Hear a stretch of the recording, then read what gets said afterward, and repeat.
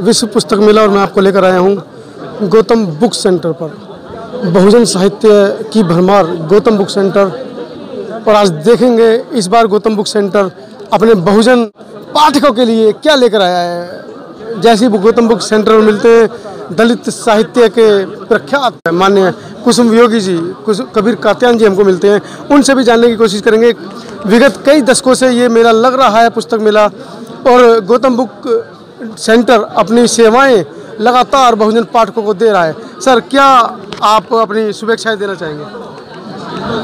सबसे पहले तो बधाई जो लोग पुस्तक मेले में आए, और ख़ास तौर पर उन लोगों को जो दलित लेखक हैं उनको मैं हृदय से बधाई देना चाहता हूं कि आज दलित साहित्य का बाज़ार दुनिया का एक बड़ा बाज़ार बन चुका है।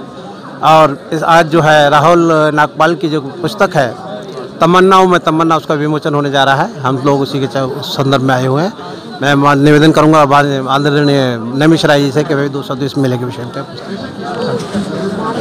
देखिए, ऐसा है कि आज दलित साहित्य पूरे समाज का साहित्य बनने जा रहा है और उसकी गूंज पूरी दुनिया में हो, ऐसा सभी साथी प्रयास कर रहे हैं, मेहनत कर रहे हैं, आंदोलन कर रहे हैं और सभी विषमताओं का खंडन करते हुए उनको धाराशायी करते हुए आगे बढ़ रहे हैं। और जहाँ तक जो हिंदुत्व जो आगे बढ़ रहा है, जो मोदी की सरकार जो मतलब सब परेशानियाँ खड़ी कर रहे हैं, ये सारी चीज़ें जो हमारे ध्यान में हैं। और उन सब चीज़ों को रखते हुए साहित्य के माध्यम से हम चाह रहे हैं कि हमला बोलना चाहिए मोदी सरकार पे सीधे सीधे। मैं ये कहता हूँ दलित साहित्य के माध्यम से, तो ये एक बड़ा प्रभावपूर्ण काम है। और मैं चाह रहा हूँ कि आप सब लोग साथी से जुड़े। जी, चर्चा भी कर सकते हैं छोटी सी। हाँ,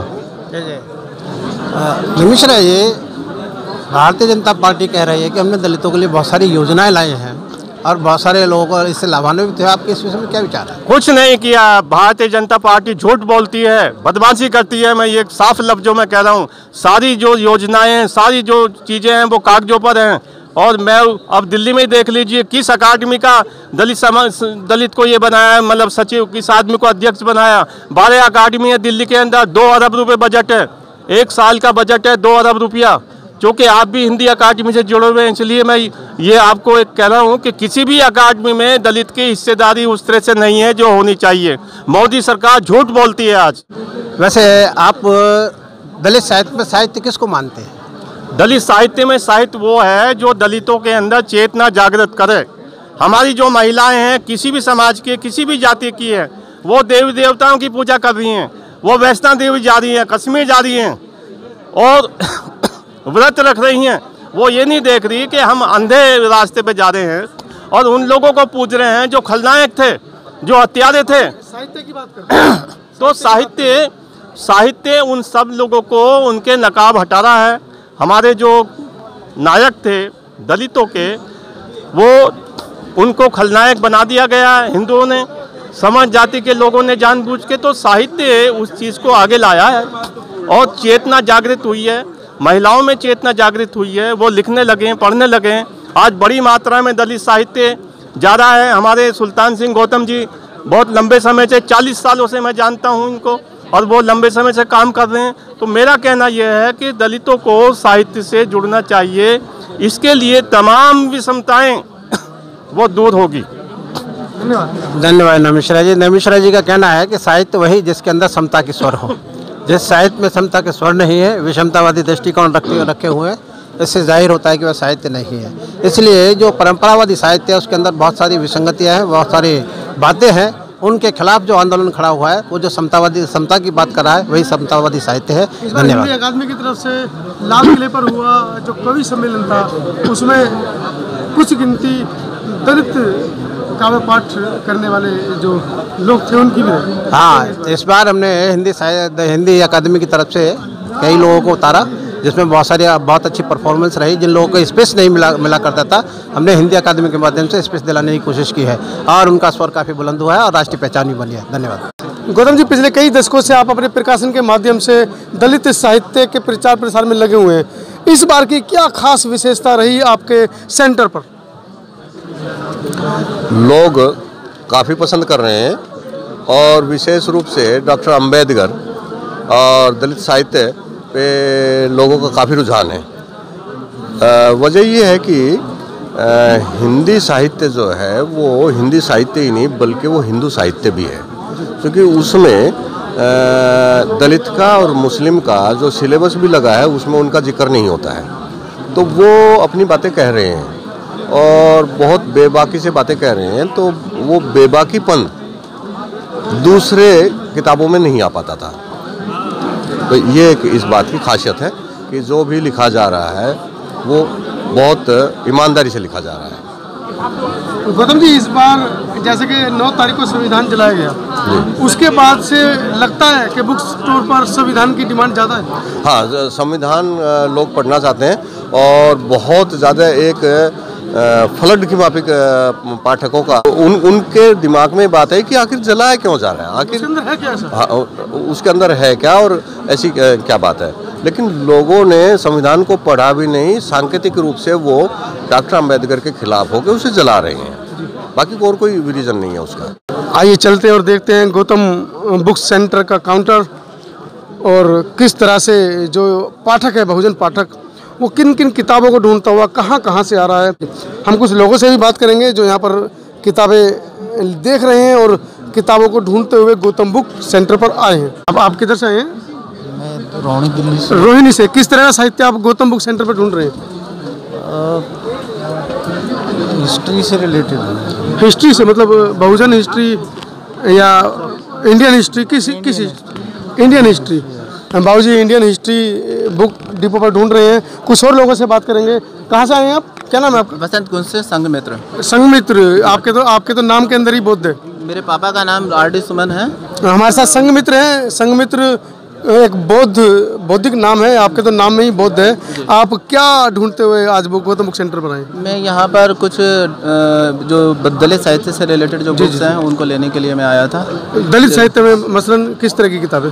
जैसे ओवेन लिंच की किताब थी अनटचेबिलिटी के ऊपर, वो लेने आया था।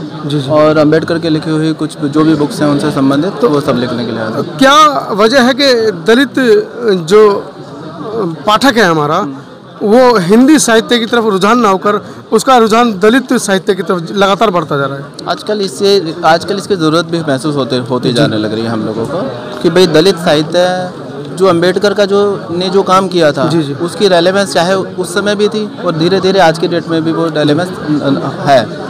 तो लोग मतलब इसकी तरफ तो रुझान होगा ही होगा। कहीं ना कहीं दलितों का साहित्य जो खत्म किया गया उसको दलित चाहते हैं कि दोबारा से पुनर्स्थापित हो, और वो हो भी रहा। भीम सर, आज जो रुझान है आज के पाठक का, जो पिछले 10 दिन से फेयर लगा हुआ है, किस तरह की किताबें आपके सेंटर पर सबसे ज़्यादा ढूंढी जा रही है? बाबा साहब की ओरिजिनल राइटिंग्स और त्रिपिटक पे इस बार काफ़ी फोकस है ये मिला।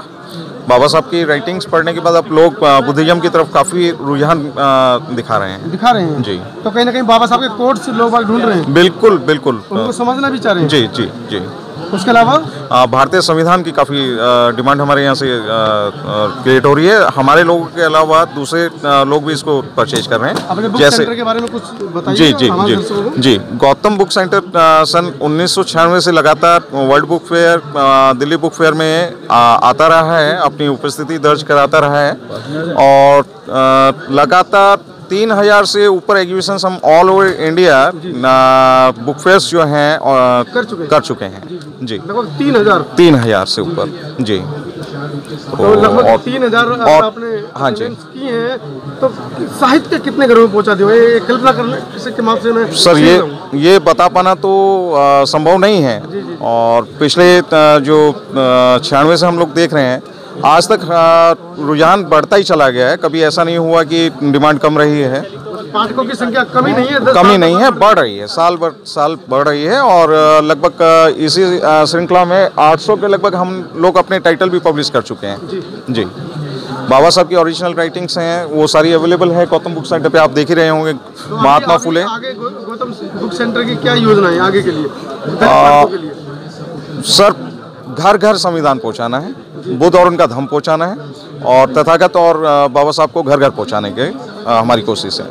मेरा नाम मामराज सिंह है। मैं गाजियाबाद से आया हूँ। मेरी एक खुद किताब है जिसका मैंने आपकी किताब का जिसका विमोचन मैंने है। हाँ जिसका मैंने संकलन किया है, जी जी जी जी। उसके लेखक भी हैं आप? प्रकाशक भी हैं, वितरक भी यही गौतम बुक सेंटर है। मैं पहला मेरा प्रयास है। मामराज जी एक लेखक भी हैं, उनकी किताब गौतम बुक सेंटर पर जीवन, गौतम बुद्ध का जीवन और उनका धम्म, जीवन और धर्म दर्शन, दरअसल गौतम बुद्ध जीवन और धर्म दर्शन। तो लगभग कितनी प्रतियां इसकी अभी आप समाज में वितरित कर चुके हैं? लगभग 20 सेट हमारे यहाँ से निकल चुके 20 सेट? हाँ जी, 2 वॉल्यूम्स में है ये। कहीं ना कहीं ये मामराज जी का एक बहुत अच्छा लिखा हुआ काव्य संग्रह है। हाँ, मैं काफ़ी प्रयास किया, करीब 18 साल मुझे लगा इसको संकलन करने 18 में। साल में ये किताब लिखी गई है। बहुत धन्यवाद। और तो क्या कहेंगे अपने इसमें एक जीवन के इतने लंबे समय को आपने किताब के लिए दिया, तो क्या है उसके अंदर दरअसल? इसमें प्रयास ये रहा है कि एक ही किताब में बौद्ध धर्म के हर एस्पेक्ट को कवर कर लिया जाए, ताकि पाठक को एक ही किताब में सब चीज़ मिल जाए। तो ये लगभग 2 पार्ट में आई है। 2 पार्ट में, पहले पार्ट में इसकी कहानी और ये उपसंपदा वगैरह है, धर्म दीक्षा वगैरह है। दूसरे में प्योर धर्म है। तो मामराज जी आगे की क्या योजना है? किसी और किताब के ऊपर आप काम कर रहे हैं? हाँ, मैं काम कर रहा हूँ। एक तो इसी का जो है रिवाइज एडिशन निकालना है मुझे। दूसरा बौद्ध संस्कार विधि पर काम कर रहा हूँ, और कुछ 2-3 चैप्टर और हैं, उसमें काम हो रहा है। पर यह है कि बौद्ध संस्कार विधि जो है फाइनल स्टेज में है, वो जल्दी आ जाएगा। दलितों को अनपढ़ रखने की साजिश, एक बहुत बड़ा मैसेज डॉक्टर ML परिहार ने इस किताब में दिया है, और हमारे बाबूजी ने ये किताब खरीदी है। बाबूजी, शीर्षक को देखकर ही लगता है कि कुछ ना कुछ इसके अंदर क्रांतिकारी वक्तव्य होंगे। नहीं, ऐसा है कि ऊपर की शक्ल देख के किसी का पता नहीं लगता कि अंदर हकीकत क्या है। नहीं, क्योंकि हमारा मन में ऊपर से कुछ और अंदर से कुछ है। तो पढ़ने के बाद ही मैं कहूँगा, अभी तो मैंने इस किताब को पढ़ा नहीं है। एक शगुफ्ता है कि खत का मजमून भाप लेते हैं लिफाफा देखकर, तो कहीं ना कहीं किताब के अंदर ऐसा कुछ होगा, ऐसा आपका सोचना है? नहीं, ये आपकी सोच है, मेरी सोच है। मेरा नाम है डॉक्टर RP हर्ष, और मैं और मैं पहले दलित पोस्ट में लिखता रहा हूँ, इंग्लिश में आती थी। अरे वाह, लेखक भी आप खुद भी लेखक हैं? लेखक तो क्या, बस ऐसे बाबा साहब से प्रेम है, उनकी बस लिख लेता हूँ 2 शब्द और कुछ नहीं। तो मैं, आप लेखक भी हैं और किताबों को लगातार खोज कर ढूंढ कर पढ़ रहे हैं, और कहीं ना कहीं अभी भी अपने जो विकास है ज्ञान का उसको कर रहे हैं। तो क्या लगता है, दलित साहित्य पिछले विगत दशकों के मुकाबले पिछले 4-5 साल से कुछ ज़्यादा उत्थान में आया है? नहीं, ऐसा होता है कि उत्थान खाली फोटो लगाने से उत्थान नहीं होता। उत्थान होता है जब तक हम बाबा साहब के विचारों से अवज्ञ हों। और बाबा साहब का दर्शन तो इतना विशाल है, हर एक आदमी तो पढ़ नहीं पड़ता, लेकिन कम से कम 22 प्रतिज्ञाएं बाबा साहब की ऐसी हैं, इतना ही पढ़ ले तो समझ लो वो संपूर्ण ज्ञानी हो गया। 22 प्रतिज्ञाएं बाबा साहब की अपने आप में संपूर्ण ज्ञान है, इससे ज़्यादा पढ़ने की कोई जरूरत नहीं। ये उनके लिए है जो थोड़े अल्प ज्ञानी है। जो बहुत पढ़े लिखे उनके लिए तो कोई जरूरत नहीं है, लेकिन हमने तो देखा है कि आज भी वही चीज़ चल रहा है जो पहले था, खाली फोटो लगाने से रखने से कोई फर्क। मेरा नाम डॉक्टर सोहल है, दिल्ली से आए हैं। आज जो है डॉक्टर सोहल, आज मणि कुमार जी की जो बुक है बुद्धि युवराज चमचा, उसका लोकार्पण होना है। हमें भी इनवाइट किया गया था कि आए, और हम इस बुक को पढ़ेंगे और लोगों को पढ़ाने का काम करेंगे, क्योंकि इस तरह समाज के लोग इनको पढ़ें और अपने विचारों में कुछ बदलाव लाएं। आज साथियों, गौतम बुक सेंटर पर लगभग 3 या 4 लेखकों की किताबों का विमोचन होना है। राहुल नागपाल जी की तमन्नाओं में तमन्ना, स्वयं बनते राहुल, करुणाशील राहुल जी पहुंचने वाले हैं, और कुछ ही देर में मैं आपको दिखाऊंगा वो फुटेज के राहुल नागपाल जी की जो विश्व प्रसिद्ध जो कविता है तमन्नाओं में तमन्ना, अभी एक और बाकी है। जैसे जैसे दलित साहित्य का उत्थान बढ़ता जा रहा है, आप देखेंगे माननीय काशीराम साहब के साक्षात्कार, एक किताब है जो हमारे भाई ढूंढ कर लाए हैं, गागर में से सागर ढूंढ कर लाए हैं, और जानना चाहूँगा कि ये किताब ही उन्होंने क्यों चुनी, परिचय के साथ। ये किताब, मैं doctor OP Singh, NREC college Khurja में इकोनॉमिक्स डिपार्टमेंट में प्रोफेसर हूँ। मैंने ये किताब इसलिए चुनी कि भारतीय राजनीति की दिशा बदलने वाले जो महानायक हैं भारत के, जिन्होंने एक ऐसे समाज को जीना सिखा दिया, और उनके अंदर उत्तर प्रदेश में राजनीतिक चेतना जो पैदा हुई, जहाँ जो समाज सदियों से गुलाम समाज था, उस समाज को राजा बना दिया। माननीय मुख्यमंत्री को, जो बहन जी को 4 बार उत्तर प्रदेश के मुख्यमंत्री बनाया, और महिला सशक्तिकरण के जो मसीहा हैं वो मान्यवर काशीराम ही हैं, क्योंकि वो चाहते तो स्वयं मुख्यमंत्री बन सकते थे, मगर उन्होंने स्वयं को मुख्यमंत्री ना बनाने के बजाय उन्होंने बहन जी को मुख्यमंत्री बनाने का फैसला किया। और जब उत्तर प्रदेश में बहन जी मुख्यमंत्री बनी, तो उन्होंने जो आर्थिक नीतियां बनाई, जिन पर चर्चा कम हो रही है भारत के अंदर, अम्बेडकर ग्राम विकास योजना जैसी जो योजना भारत की सबसे प्रमुख योजना है, क्योंकि मैं इकोनॉमिक्स का प्रोफेसर हूँ, मैंने भारत की योजनाओं को पढ़ा है, मगर उनमें डॉक्टर भीमराव अंबेडकर ग्रामीण विकास योजना जिस गांव को भी चयनित कर लिया गया उस गांव का उद्धार हो गया। इसीलिए मैंने भारत के महान शख्सियत जिनको के सामाजिक परिवर्तन का बहुत बड़ा मसीहा मान्यवर काशीराम को माना जाता है, जिन्होंने सोती हुई कौम को जगा दिया और उत्तर प्रदेश का दलित आंदोलन पूरे भारत में फैल गया है और उसके साथ साथ संपूर्ण विश्व में जो सोई हुई कौम है, जो दबे कुचले लोग हैं, वो आगे बढ़ रहे हैं और सत्ता में भागीदारी ले प्राप्त कर रहे हैं। क्योंकि जो बाबा साहब अम्बेडकर ने जो मूल मंत्र दिया, उस मूल मंत्र को सही रूप में परिलक्षित करने का काम मान्यवर काशीराम ने किया।